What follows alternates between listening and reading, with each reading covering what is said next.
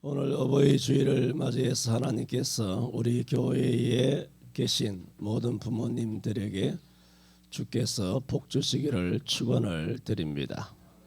오늘 잠언 말씀은 잠언 전체가 다 솔로몬이 썼다는 것은 아니지만 잠언 전체는 그래도 솔로몬의 작시로 봅니다. 오늘 말씀 또한 솔로몬이 자기 자녀들에게 준 교훈의 말씀입니다.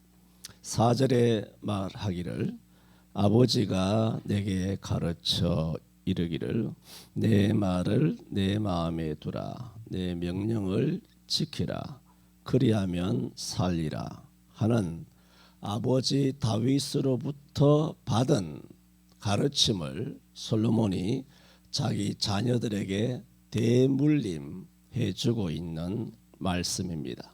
그래서 솔로몬이 자녀에게 가르칠 때 내 교훈이라 말하지 아니하고 아버지가 내게 가르쳤어 이런 말 그것을 내가 오늘 너희에게 명하니 너희가 지켜 행하라 하는 말씀입니다. 그래서 오늘 제목을 아버지가 가르쳐 라는 제목으로 크게 두 가지로 말씀을 드리기를 원합니다마는 얼마 전에도 말씀을 드렸습니다. 예레미야 35장에 보면은 레갑의 후손에 대한 그 참 감동스러운 그런 교훈 우리가 압니다. 레갑 족속은 이방 민족입니다. 그럼에도 불구하고 그들의 조상 선조인 요나답이 포도주를 마시지 말라 집을 짓지 말라 그리고 파종을 하지 말라 포도원을 재배치 말라 일생에 장막에 거해라 뭐 하나 정말 순종하기 어려운 그런 명령 5가지를 요나답이 죽고 자기들의 선조가 다 죽고 자기들 부모들도 다 죽었는데도 이 레갑 족속은 자그마치 300년 동안이나 그 선조 요나답의 명을 그대로 지켰다는 말입니다. 5가지 다. 이게 뭐냐? 이게 참 효도입니다. 우리가 부모님이 살아생전에 부모님을 효해야 하는 것은 당연한 일입니다. 그러나 성경은 그렇게 그 정도로 멈추어져 있지 않습니다. 성경은 부모님이 돌아가신 이후에도 효를 하라는 겁니다. 그것은 제사상 차리라는 거 아닙니다. 가서 성묘를 해야 되지만 성묘하는 것을 두고 부모님의 기일을 지키는 걸 가리켜 그것을 효라고 성경은 말씀하지 않습니다. 성경이 말하는 것은 뭐냐? 너희 부모가 너희 아비가 너희 어미가 죽었더라도 생전에 너희 아버지가 가르쳐 주신 교훈을 아버지가 떠나신 이후에도 그 교훈을 지키며 살고 있는가? 거기에 효가 있다. 그렇게 성경은 교훈하고 있습니다. 이와 같은 의미를 우리가 상기하시면서 저는 먼저 드리고자 하는 말씀은 참된 효는 아버지의 말씀을 잘 듣는 데서 시작합니다. 말씀을 잘 들어야 합니다. 물론 우리가 참된 그리스도인도 하나님의 말씀을 잘 듣는 데서 시작을 하겠지만 오늘은 육신의 부모에게 효하라는 말씀이기 때문에 육신의 부모님도 예를 들어 예수 안 믿는 부모다 아니면 그러므로 진리가 뭔지 모른다 혹은 예수를 믿지만 진리대로 우리가 다 살 수는 없으나 아버지가 참 본받을 만한 아버지가 되지 못한다. 그랬을 경우에는 그 아버지의 모든 교훈을 지켜 행할 수는 없죠. 하지만 에베소 6장에도 말씀하신 것처럼 그래도 효를 해야 되는 의무에서 배제되는 것은 아닙니다. 부모가 예수를 안 믿어도 우리는 부모님에 대하여 무슨 의무가 있냐면은 경외해야 할 내 부모를 공경해야 되는 의무는 항상 있습니다. 예수 안 믿는 부모님이라도 공경해야 합니다. 부모님의 인격을 공경해야 되고, 부모님이 없으면 내가 이 땅에 존재하지 않다, 이 땅에 나올 수가 없다라고 하는 아주 근본적인 것을 항상 생각하여 부모님을 공경해야 합니다. 그러나 부모님이 예수를 안 믿는다든가, 앞으로 뭐 내가 죽거든 뭐 제사를 차리라든가, 앞으로 뭐 교회를 나가지 말라든가, 예수 믿지 말라든가, 뭐 이런 것은 우리가 따를 수는 없지 않습니까? 오늘 본문에서는 아버지가 가르쳐라고 했을 때 솔로몬의 아버지 다윗은 믿는 사람이지 않습니까? 그것도 보통 잘 믿는 분이 아니죠. 그런 믿음의 훌륭한 아버지가 가르쳤을 때 솔로몬은 잘 지켜야 된다는 것입니다. 이렇게 솔로몬은 어렸을 때부터 부친의 말에 주의 깊게 들었습니다. 몇 군데 말씀을 인용하면 열왕기상 2장 1절과 3절에 보면은 다윗이 죽을 날이 임박하여 그 아들 솔로몬에게 명하여 가로되 내 하나님 여호와의 명을 지켜 그 길로 행하여 그 법률과 계명과 율례와 증거를 모세의 율법에 기록된 대로 지키라. 다윗이 죽을 날이 임박하여 그 아들 솔로몬에게 준 아버지가 가르쳐 뭘 가르쳤느냐 하면 하나님의 말씀을 지켜, 하나님의 말씀을 지켜라. 그 말씀을 계속하고 있다는 것입니다. 역대상 22장 13절에도 다윗이 솔로몬에게 하는 말입니다. 내가 만일 여호와께서 모세로 이스라엘에게 명하신 모든 율례와 규례를 삼가 행하면 형통하리니 강하고 담대하며 두려워하지도 말고 놀라지도 말라. 역대상 28장 9절에도 내 아들 솔로몬아 너는 내 아비의 하나님을 알고 온전한 마음과 기쁜 뜻으로 섬길지어다. 여호와께서는 무사람을 감찰하사 모든 사상을 아시나니 내가 저를 찾으면 만날 것이요 버리면 저가 너를 영원히 버리시리라. 여러 군데에서 아버지 다윗이 그 아들 솔로몬을 가르칩니다. 이 가르침 내용이 어렸을 때부터 이 솔로몬은 잘 들었기 때문에 이제 노후가 되어서 이 잠언을 쓸 때도 아버지의 교훈이 많이 담겨 있습니다. 오늘 4절에서 9절이 자기 아버지가 한 말입니다. 자기 아버지가 한 말을 직접 따옴표로 다 그대로 따와서 내 아들아 들으라 하고 4절에서 9절까지 내 아버지가 한 말씀을 아들 솔로몬이 자기 손자들에게 아들들에게 들려주고 있다는 말입니다. 그것만 아닙니다. 잠언 1장에서 가장 요절인 7절에 여호와를 경외하는 것이 지식의 근본이오늘 미련한 자는 지혜와 훈계를 멸시하느니라. 이 잠언이 요절이죠. 잠언 1장 7절도 자기 아버지가 가르친 말씀이에요. 말씀을 지켜라. 그 말씀을 삼가 행하라. 그것이 진짜 지혜단 말입니다. 이런 하나님의 말씀과 훈계를 지키지 않는 것보다 미련한 것이 없다는 것입니다. 또 잠언 8장 17절 여러분 잘 알지 않습니까? 나를 사랑하는 자들이 나의 사랑을 입으며 나를 간절히 찾는 자가 나를 만날 것이니라. 이 유명한 어떤 기도의 경구 같은 이 말씀들도 자기 아버지로부터 다 들은 다 풍월이에요.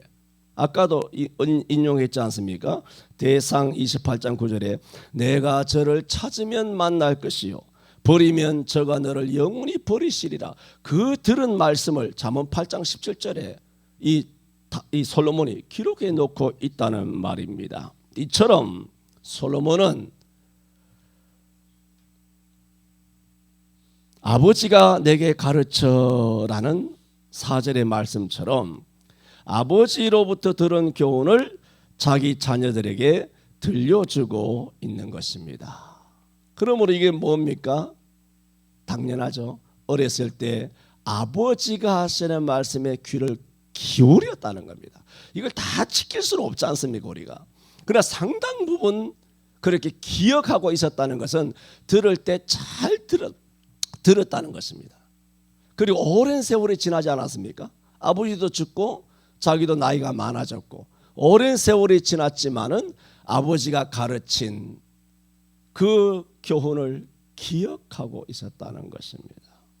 그렇지 않았다면 어떻게 후손들에게 아버지가 내게 가르쳐 해놓고는 머리가 하얘져서 아버지가 한 교훈이 하나도 기억이 안 나면 도대체 무슨 말을 할 수 있습니까?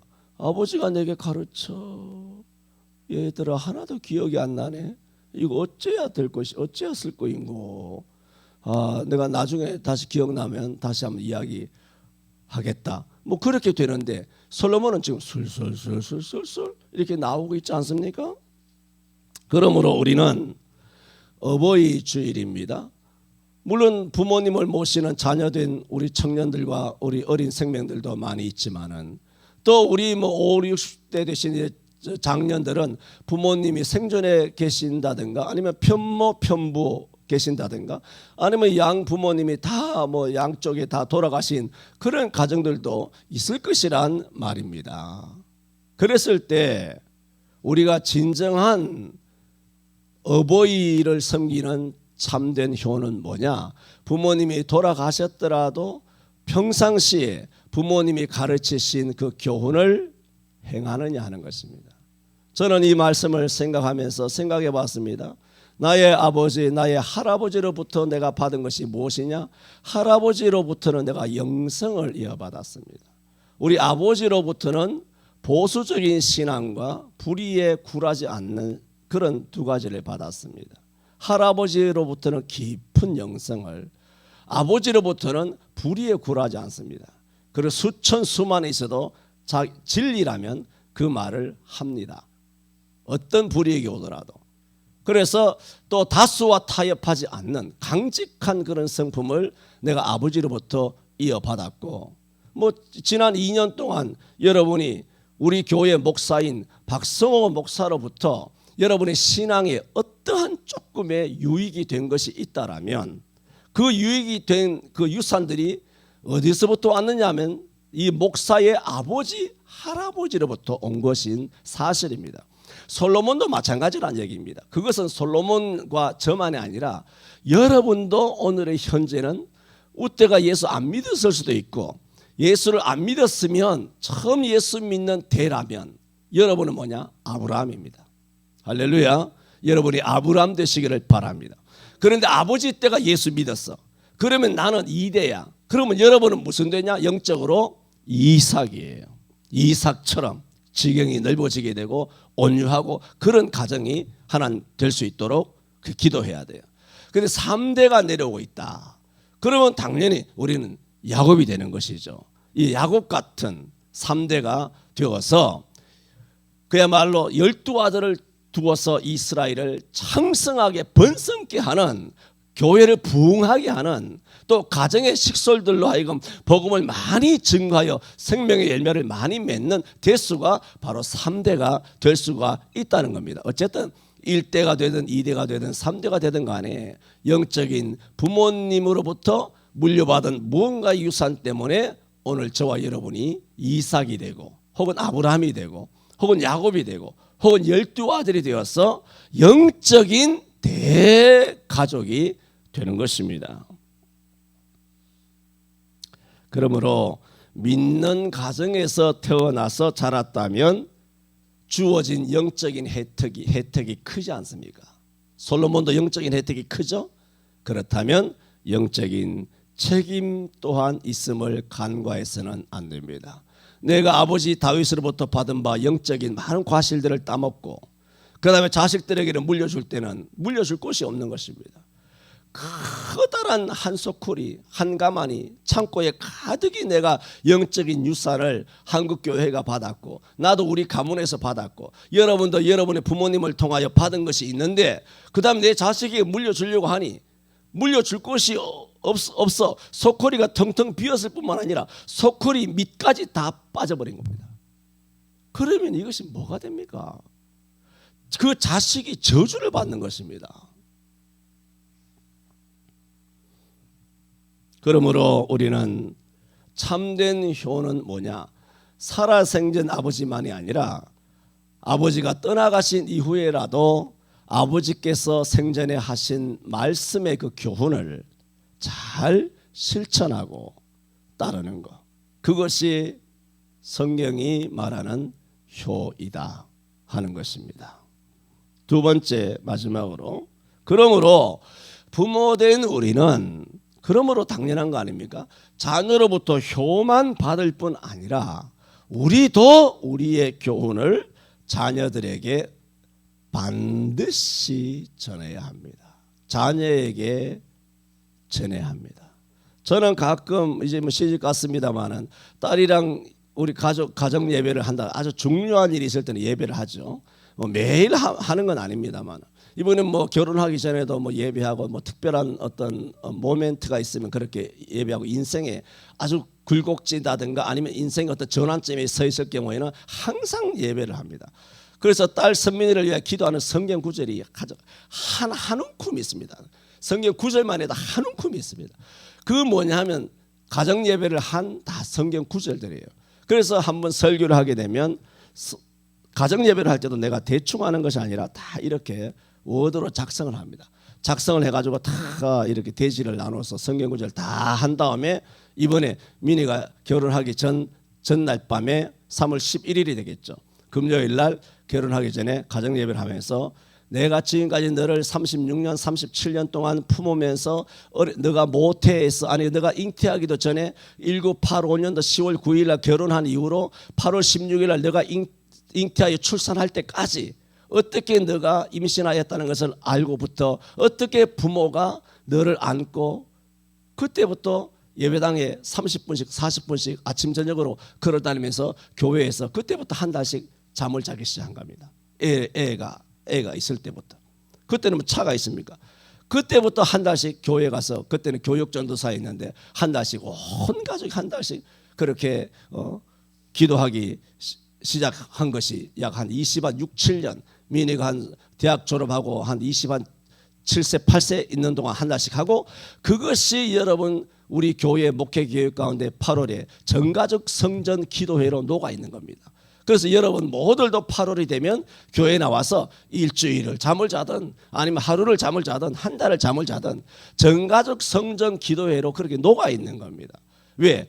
그것이 시편 84편에 말한 것처럼 주의 궁전에서 한 날이 다른 곳에서 첫날보다 나은즉 내가 악인의 장막에 거함보다 내 하나님 문지기로 있는 것이 좋사오니 여호와 하나님은 해요 방패시라. 여호와께서 은혜와 영광을 주시며 정직히 행하는 자에게 좋은 것을 아끼지 아니하시는 하나님인 줄 내가 체험을 하였기 때문에 여러분이 매해 8월이 되면 될 수 있으면 올해 하나님의 집에서 사무엘처럼 그렇게 잠을 잘 수 있도록 우리 목회 계획에 해마다 그렇게 들어있는 것입니다. 그래서 이걸 다 해서 내가 몇 장을 민희한테 줬습니다. 민희한테 주면 민희는 아주 이 받는 것을 아주 가치 있게 생각해요. 알잖아요. 걔가 웬만해서 가치 있다고 안 느낀다는 거. 가치 있게 생각하고 심지어는 나는 어떤 것은 살짝 민희 이야기하는 거 아닙니다. 아버지로서 자녀에게 내가 목사하기 때문만 아니라 여러분도 마찬가지예요. 내가 아버지가 돌아가신 다음에 완픽한 것이 있어요. 뭐냐 하면은 아버지 성경을 내가 갖고 와야 되겠다 그 생각했어요. 그런데 매형이 뺏어가 버렸습니다. 윈수됐습니다. 아버지가 사용하시던 그 가죽 성경이 다 요즘 가죽이죠. 반질반질하고 아버지는 장로여서만이 아니라 안수 집사 때부터 성경을 많이 주석을 뭐 며칠씩 사다 놓고 막 나랑 뭐 싸우고 다투고 뭐 맨날 뭐 그렇게 하셨던 분인데 성경도 많이 읽고 뭐 이렇게 막 얼마나 이게 쓰고 막 그렇게 하는지 모릅니다. 그래서 내가 뭐 신학 뭐 대학 4년 동안에는 아버지랑 많이 다퉜습니다. 옳으니 그러니 뭐 이렇게 해가면서 아버지도 뭐 듣고 배우고 책을 본 것이 있으니까 나랑 붙어가지고 뭐 한판 이렇게 하고 막 그렇게 하던 성경에 빼곡하게 아버지의 친필이 신구약 성경 66권에 가득 기록되어 있는데 그 매형이 뺏어갔더란 말입니다. 몹쓸 사람이죠.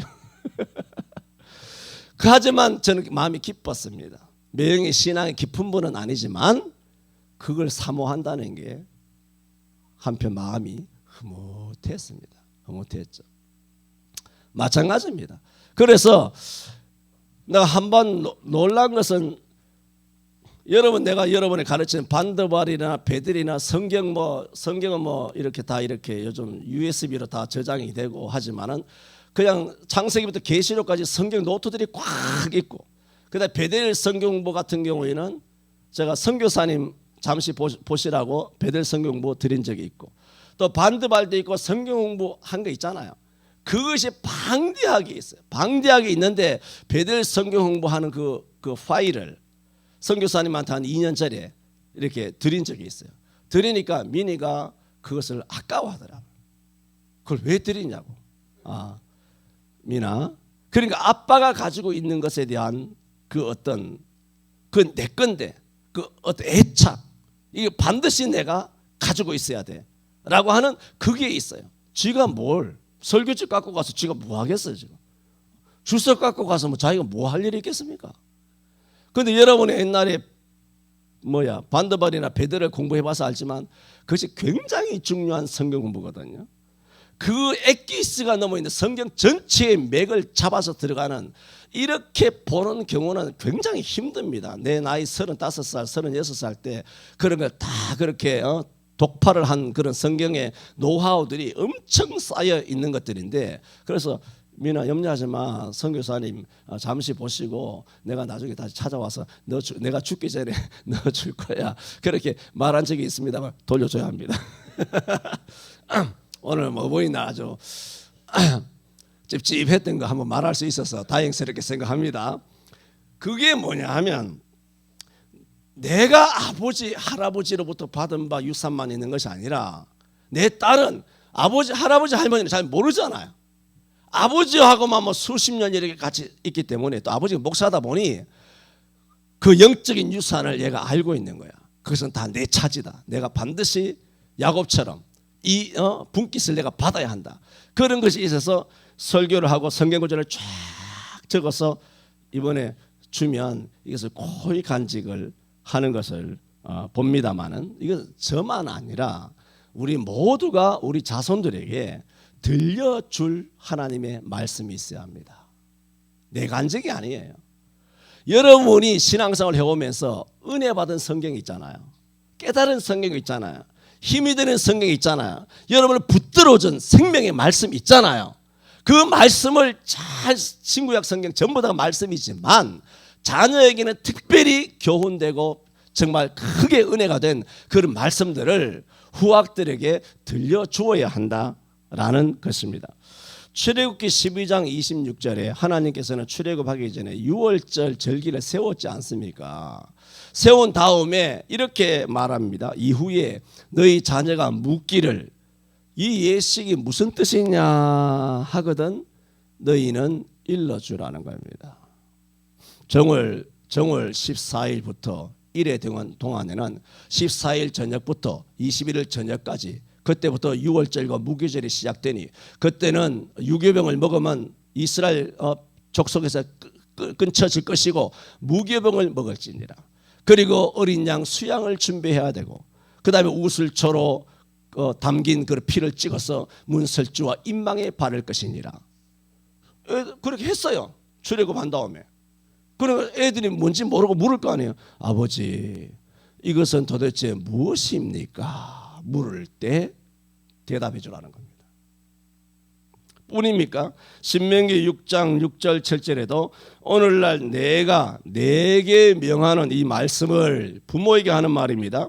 너는 마음에 새기고 내 자녀에게 부르짖으니 가르치되 내가 집에 앉았을 때이든지 길을 행할 때이든지 내가 누웠을 때이든지 일어날 때이든지 내 자녀에게 이 말씀을 강론할 것이며, 강론이 뭡니까? 설교입니다. 교회에서는 목사가 설교하지만 여러분의 후손들에게는 여러분이 설교를 해야 합니다. 오장님 설교하고 있습니까? 자손들을 모이면 예배를 통하여 설교해야 됩니다. 이건 목사 장로기 때문에 하는 게 아니라 예수 믿는 부모라면 집사가 아니더라도 꼭 집사 돼야 되는 건 아니잖아요. 집사가 아니더라도 영적인 부모가 되면 가르쳐야 합니다. 남편이 예수 안 믿어. 그러면 자기가 여자가 뭐 집사가 됐든 뭐가 됐든 간에 여자가 가르쳐야 되죠. 남편이 예수 안 믿는다면. 그것이 성경의 가르침이잖아요. 신명기에 있는. 또 신명기 6장 20절에도 말합니다. 후일에 내 아들이 내게 묻기를 우리 하나님 여호와의 명하신 증거와 말씀과 규례와 법도가 무슨 뜻입니까? 성경을 신구약 성경을 보다가 궁금한 게 있잖아요. 이게 무슨 뜻입니까? 라고 성경을 읽다가 우리 아들이 물으면 내 아들에게 이르기를 뭐요? 일러주라는 겁니다. 잘 가르쳐 주라는 겁니다. 여호수아도 우리가 돌아보고 있지 않습니까? 여호수아 4장 21절에도 이스라엘이 요단강을 건너간 다음에 요단강 가운데서 갖고 온 12돌을 건너간 첫 번째 정착지인 길갈에다가 거기다가 돌비를 세우지 않습니까? 돌비를 세웠어. 그것은 뭡니까? 근데 이제 오랜 세월이 지난 다음에는 후대들이 요단강에 놀러 왔다가 보니까 돌비가 서 있는 거야. 아버지랑 함께 한강변에 놀러 갔다가 돌비가 하나 서 있어. 말하자면 6.25 전적비 같은 거, 충원탑 같은 거 하나 새겨져 있어. 우리 전국에 있는 거 다 모르지 않습니까? 그럼 요건 딱 하나잖아, 요단강에. 그래서 한강 고수부지에 갔더니 돌비가 하나 딱 서 있어. 그리고 아버지하고 아들하고 그리고 부모님이 가정에 나와서 자리 깔고 김밥 먹으면서 또 짜장면 시켜 먹으면서 컵라면 시켜 먹으면서 그렇게 놀다가 자식이 물으면 이 돌비가 뭔지 가르쳐 주라는 겁니다. 여호와께서 요단 물을 말리사 우리로 마른 땅을 건너게 하셨느니라. 하나님의 전능하심, 홍해를 마르게 하심과 같이 요단강을 마르게 하셨단다. 이 가르쳐 줘야 되는 거. 그러면 우리 교회 역사를 가르쳐 줘야 돼요. 우리 교회 역사가 우리가 30주년 그런 거 또 만든 것도 아니고 만든 것도 아니지만 여러분 다 보고 몸으로 경험한 거 아닙니까? 이것을 후학들에게 가르쳐 주어야 합니다. 들려줘야 합니다. 하나님의 어떤 은혜와 또 우리가 역사와 함께 하심, 동행하심이 어떻게 우리에게 나타났고 그때에 우리가 어떻게 무엇을 했고 어떤 고난과 역경을 통하여 가나안을 건너왔는지 그것을 들려주어야 할 의무가 성경에 있단 말입니다. 그러므로 성경 도처에 이스라엘 자손들에게 일러 가로되 너희는 자손에게 알게 하여 그렇게 말해요. 또 신명기 32장 7절에도 옛날을 기억하라 역대의 연대를 생각하라 그리고 하는 말이 내 아비에게 물으라 그가 내게 설명할 것이요 내 어른들에게 물으라 그들이 내게 이르리로다. 자녀는 부모에게 이게 무슨 뜻입니까? 라고 물어야 되는 의무가 있고 부모는 자식이 이것이 무엇입니까? 라고 물으면 반드시 대답하고 가르쳐 줘야 될 책무가 있다는 말입니다. 지난주일 어린이 주일날 말씀을 드렸던 것처럼 열심히 돈 벌어서 자식을 먹이고 입히는 그것도 참 고생스러운 일이죠. 하지만 그것만이 능사가 아니라고 성경 도처에 말씀하고 있습니다. 그러므로 오늘 어버이 주일을 맞이해서 우리가 효를 받으면 얼마나 감사합니까? 하지만 자녀로부터 축하받는 일도 참으로 보람된 일이지만 부모에게는 영적인 책무 또한 있음을 기억해야 합니다. 요번 해마다 자녀들이 자기 생일이 되면 부모님과 형제들을 다 불러 모아서 잔치를 하지 않습니까? 아시는 것처럼 잔치가 끝나면 그 이튿날 반드시 요번 자식들의 머리수대로 여호와 앞에 번제를 드렸습니다. 왜 번제를 드렸는고 하면 혹시나 자녀들이 마음으로도 여호와를 배반하지 아니하였을까 하여 염려가 되었다는 겁니다. 신앙의 염려가 된 거예요. 지난 2년 동안 여러분의 자녀가 어느 교회에서 어디서 어떻게 도대체 살아왔습니까? 어떻게 신앙생활을 해왔나요?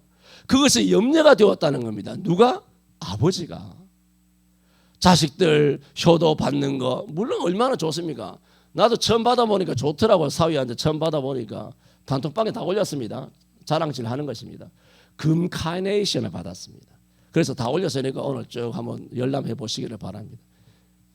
또 상처받았다 금방 내 사위는 금 카네이션 안 해주던데. 참.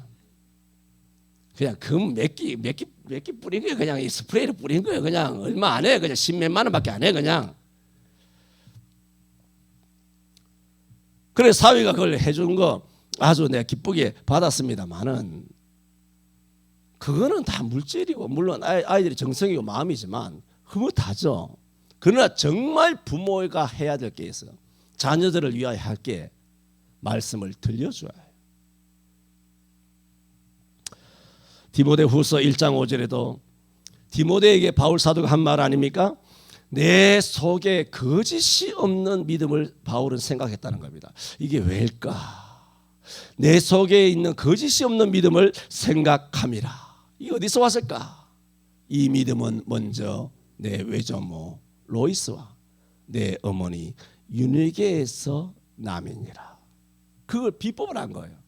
자기가 처음 예수 믿잖아. 바울은 선교사님처럼 자기 대에 처음 예수 믿는 아브라함 때야. 자기 조상이 예수 믿었습니까? 다 예수 믿는 사람 찔러 죽이고 뭐 박해하고 뭐 그런 종자들이었는데, 그러니까는 디모데를 볼 때 정말 이게 부러움이 담겨 있어요.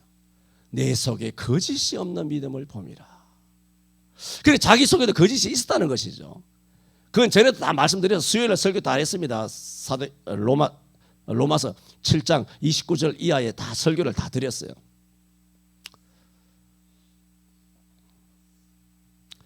이게 어디서 왔을까 하니 외조모 로이스 어머니 유네게에 있더니 내 속에도 있는 줄 확신하노라. 거기 있더니 내게도 있구나. 너에게 있었던 것이 아니라 외조모 로이스와 어머니에게도 있더니 거짓이 없는 믿음이 할머니에게도 있고 어머니에게 있더니 네 속에도 있네. 딱 그거예요. 그러므로 이 거짓이 없는 믿음, 디모데가 이 거짓이 없는 믿음이 어디서 나왔다는 것을 성경이 증거합니까? 부모로부터, 할아버지로부터 나왔다는 것을 증명하는 거 아닙니까? 그런데 디모데후서 3장 15절에는 또 이렇게 말해요. 또 내가 어려서부터 성경을 알았나니, 그렇게 말해요. 어려서부터예요. 그게 뭡니까? 외조모 로이스와 어머니 유니게가 디모데를 어떻게 가르쳤다는 겁니까? 어려서부터 가르쳤다는 얘기 아닙니까? 네가 어려서부터 성경을 알았나니 그 얘기는 네 잘났다는 겁니까? 그래 네 대단하다. 너가 아주 재능이 있구나. 너가 일찍부터 깨어가지고 어렸을 때부터 사무엘처럼 하나님을 그렇게 악망하고 경유하였구나. 너가 어려서부터 성경을 알았으니 네가 정말 대단하구나. 그 얘기를 하는 겁니까? 아니잖아요. 네가 어려서부터 성경을 알았나니 뭡니까? 네 부모가 어려서부터 성경을 가르쳤다는 거예요.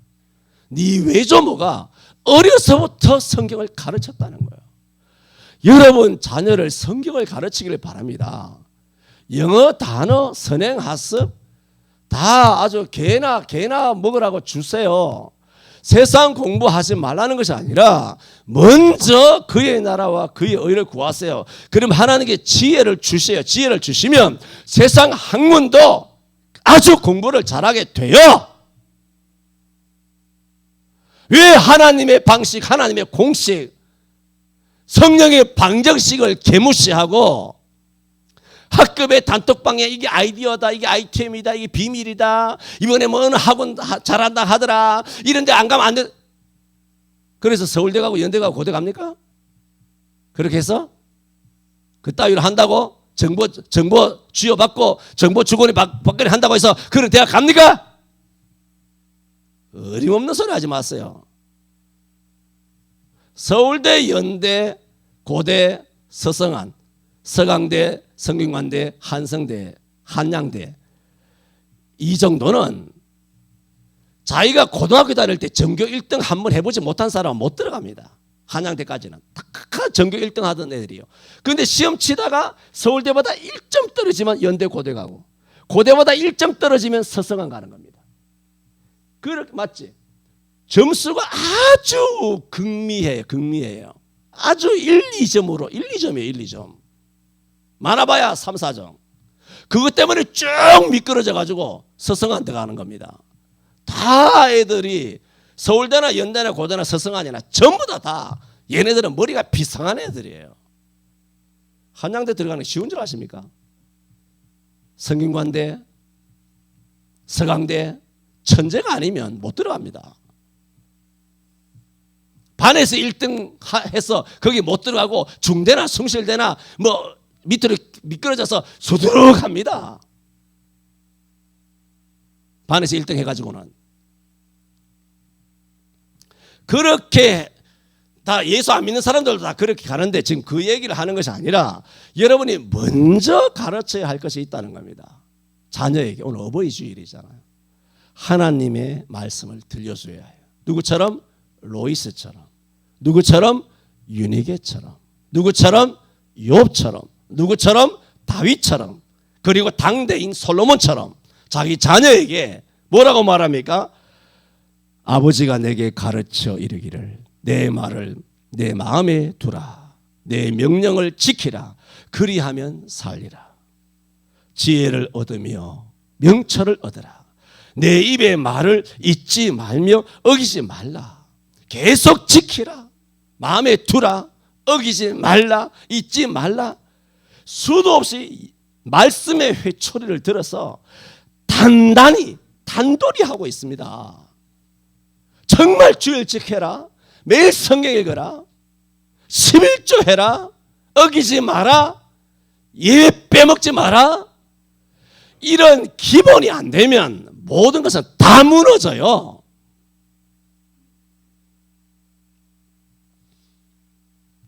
육 절에도 지혜를 버리지 말라. 그가 너를 보호하리라. 그를 사랑하라. 그가 너를 지키리라. 지혜가 제일이니 지혜를 얻으라. 그리고 뭐라 그럽니까? 무릇 너의 얻은 것을 가져 명철을 얻을지니라.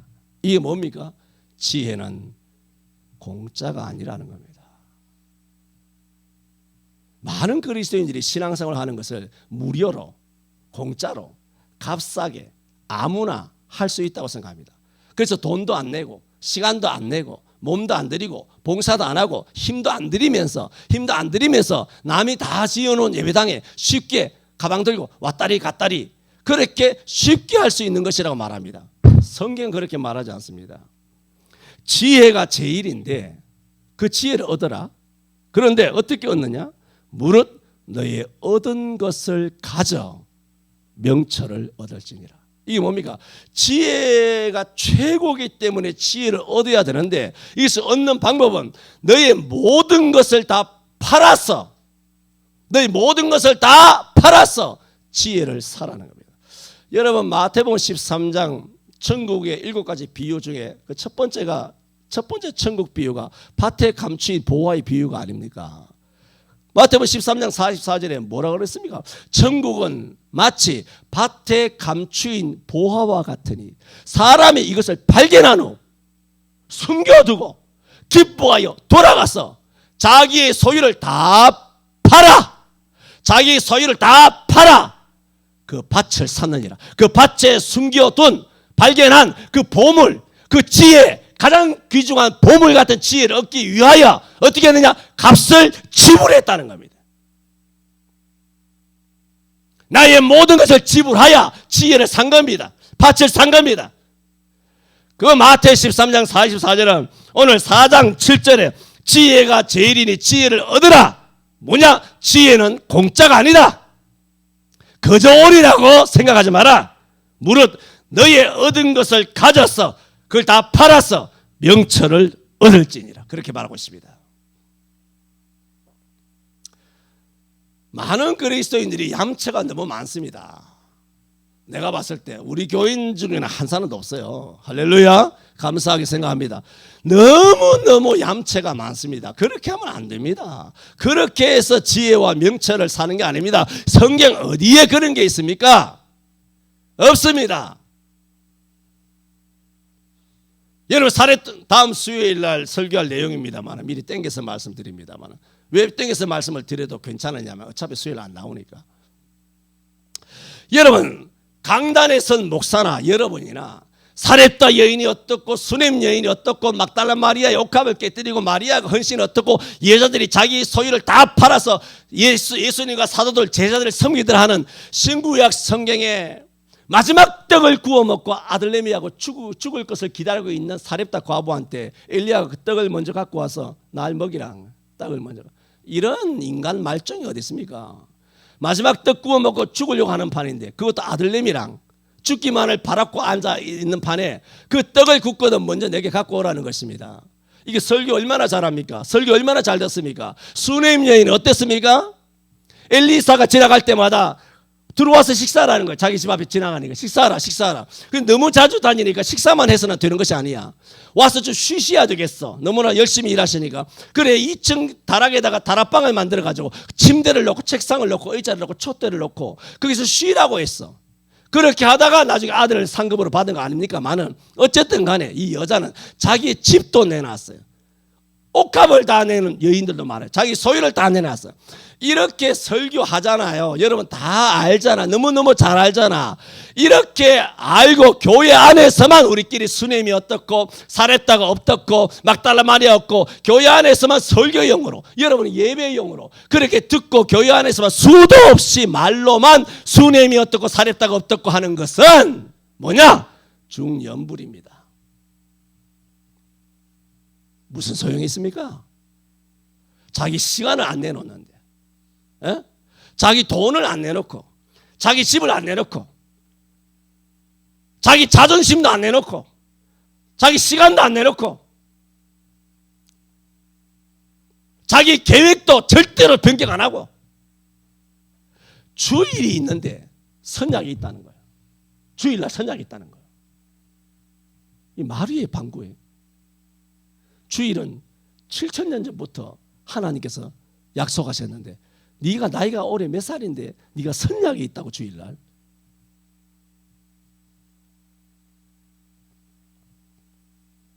그러므로 우리 지혜는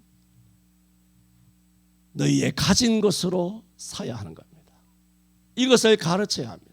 공짜로 예수 믿는 것이 아님을 지금 누가 가르치고 있습니까? 아버지 다윗이 솔로몬에 가르쳤고 솔로몬도 그 후손들에게 자손들에게 가르치고 있습니다. 이것이 바로 수천 년을 내려오며 계속된 유대인들의 전승적인 교훈이고 이스라엘의 가정교육이며 이런 이스라엘의 놀라운 오늘날의 저력은 이런 이스라엘 가정 내에서 이런 엄격한 가정교육이 있었기 때문에 오늘날의 이스라엘이 있는 겁니다. 자녀 교육은 가정이 가장 중요합니다. 가정이 옛날에는 학교였고 부모가 스승이었습니다. 그러므로 여러분 아이들 하고 싶은 대로 내버려 두라는 말씀이 성경에 있나요? 여기 보세요. 성경 도대체 어디 있나요? 아이들 하고 싶은 대로 아이들 하고 싶으면 시키고 영어도 하다가 하고 싶으면 시키고 영어가 어려워서 하기 싫어. 엄마 하나 하기 싫어요. 그럼 관둬라. 이거 무슨 개 같은 짓입니까? 성경 어디에 자식이 하고 싶으면 시키고 하기 싫으면 말라는 게 있으면 하기 싫어도 성경이면 가르쳐야지.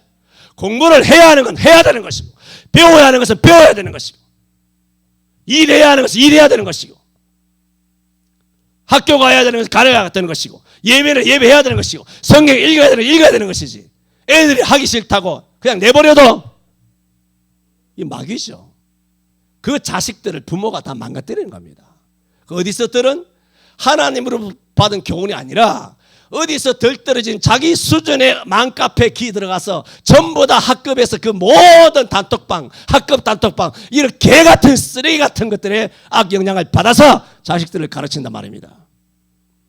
자식이 원하는 대로 내버려 두면 안 됩니다. 성경에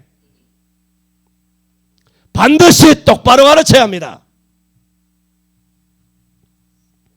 그래서 성경은 뭐라 그럽니까? 들으라, 지키라, 기억하라, 삼가 행하라, 잊지 말라. 이게 다 뭡니까? 강력한 명령어입니다. 아버지 다윗이 솔로몬에게 가르쳤고 솔로몬이 자신의 자녀에게 강력하게 명령하고 있어요. 요나가 또 명령한 것이에요. 인격적으로 무슨 대화법으로 어림없는 소크라테스의 무슨 삼파법으로 생쇼하지 마세요. 뭔 놈의 대화예요. 일단은 가르쳐야 되는 거예요. 가르친 다음에 잘못했을 때는 대화하자. 왜 그런데? 뭐가 불만인데? 너 왜 도둑질 했는데? 왜 엄마 말 안 듣는데? 한번 대화해보자. 네가 맞나 내가 맞나 한번 대화해보자. 너와 나의 척도는 뭐야? 성경이지. 성경에서 네 말이 맞는지, 네 행동이 지금 맞는지, 성경에서 하나님이 네 행동이 맞는지, 아빠 행동이 맞는지 한번 성경을 보자. 무조건 나도 성경으로 판단 받고, 아빠도 너도 성경으로 판단 받고, 우리의 한 아버지는 하나님밖에 없으니 하나님 말씀을 지켜야 되나? 네가 원하는 대로 하도록 아빠가 버려두어야 되니, 내가 네 말을 지킬까? 하나님 말을 지킬까? 한번 이야기해봐. 그러면 선민이가 하나님 말씀 지키셔야죠. 할렐루야. 이렇게 되는 줄로 믿습니다. 자식 새끼들이 어디 지 생각대로 지 하고 싶은 대로 멋대로 한다는 것입니까? 이 책임이 누구에게 있다는 겁니까? 부모에게 있다는 겁니다. 솔로몬 통하여 오늘 잠언 4장 1절에서 9절에 말씀하고 있습니다. 그래서 오늘 솔로몬이 하는 말이 아버지가 가르쳐, 그렇게 말하고 있습니다. 오늘 어버이 주일을 맞이한 우리 교회 모든 부모님들이 다윗과 솔로몬과 로이스와 윤희계와 욥과 같이 신령하고 지혜로운 부모 되시기를 축원드립니다.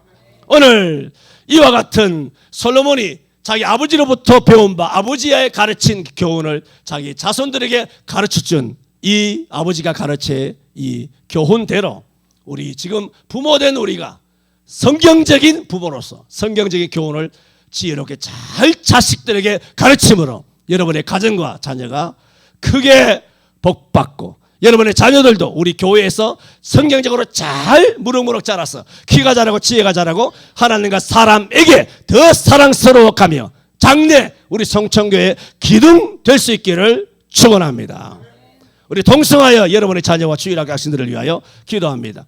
살아계신 하나님 아버지, 오늘 어버이 주일을 맞이하여서 잠언 4장 1절에서 9절 솔로몬이 아버지 다윗으로부터 교훈받았던 아버지가 가르쳐 한 그 모든 교훈을 그의 후손들에게 들려주고 있습니다. 성경 도처에서는 주님 6월절이 무슨 뜻입니까? 혹은 이 기념비 돌비가 무슨 의미입니까? 라고 자녀들이 아버지에게 묻고 어른들에게 물으면 그것을 일러주고 대답하고 가르쳐 주라고 들려주라고 말씀하고 있습니다. 주님, 우리가 부모로서 우리 자녀들에게 성경적인 교육을 잘 가르칠 수 있는 깨어있고 지혜로운 우리 부모, 성경적으로 하나님 말씀대로 자녀들을 잘 가르칠 수 있는 부모가 되게 하여 주옵소서. 우리 부모들에게 복 주시기를 바랍니다. 지혜를 주옵소서. 명철을 얻게 하여 주옵소서. 그러므로 주신 지혜와 명철로서 하나님이 맡기신 이 기업인 자녀들을 주 안에서 하나님 기뻐하시는 일꾼으로 잘 양육하는 우리 성천교회 모든 부모들 되게 하여 주옵소서. 예수님 이름으로 기도하옵나이다. 아멘.